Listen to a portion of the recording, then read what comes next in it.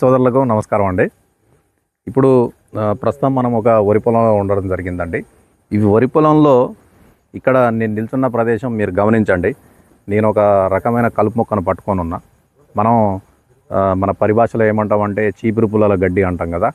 ఈ చీపురు పుల్లల గడ్డి అనేది ఈ పొలంలో ఉండడం జరిగింది. ఈ చీపురు పుల్లల గడ్డి కోసం రైతులు చాలా రకాలైనటువంటి మందులు పిచికారీ చేస్తూ ఉంటారు.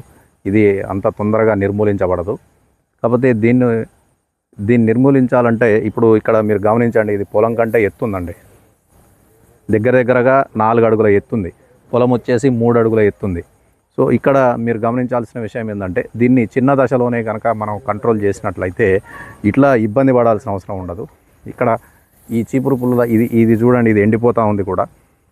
ఇక్కడ మీరు రైతులు ముఖ్యంగా గుర్తుంచుకోవాల్సిన విషయం ఏంటంటే దీన్ని కనుక మనం చిన్న దశలో కంట్రోల్ చేయలేదనుకోండి, ఇప్పుడు ఇట్లా ఈ విధంగా పెరిగి మళ్ళీ వచ్చే సంవత్సరం మనం వరి పొలం వేద్దాం అనుకుంటే ఈ విత్తనాలే మళ్ళీ మొలకెత్తే అవకాశం ఉందన్నమాట.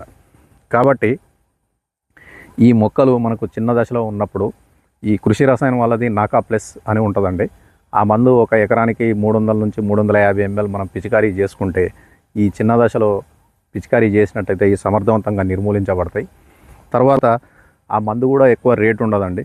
మళ్ళీ ఆ మందు మనం పిచికారీ చేసినట్లయితే పొలం మీద ఎటువంటి వ్యతిరేక ప్రభావం చూపించదు. అంటే పొలం ఎర్రగా కావడము లేదా పొలం ఎదుగుదల లేకుండా ఉండడము ఇట్లాంటి సమస్యలు ఏమి ఉండవు. అదే ఒకవేళ అసలు మనం నాటేసే రోజే ఈ కలుపు మొక్కలు పుట్టకుండా ఉండాలి అనుకుంటే మనకు కృషి రసాయనం వాళ్ళదే నాక్విడ్ అని ఉంది. అది కూడా మనం పొలం నాటేసే ముందు రోజు కానీ నాటేసే రోజు కానీ లేదా నాటేసినాక 5 రోజుల లోపల కానీ మనం పొలంలో ఒక 2 అంగుళాల నీళ్ళు నుంచి చల్లుకున్నట్లయితే ఇట్లాంటి కలుపు మొక్కలు పుట్టకుండా ఉండడానికి అవకాశం ఉంటుంది. లేదంటే ఇంకొక మందు కూడా ఉందండి.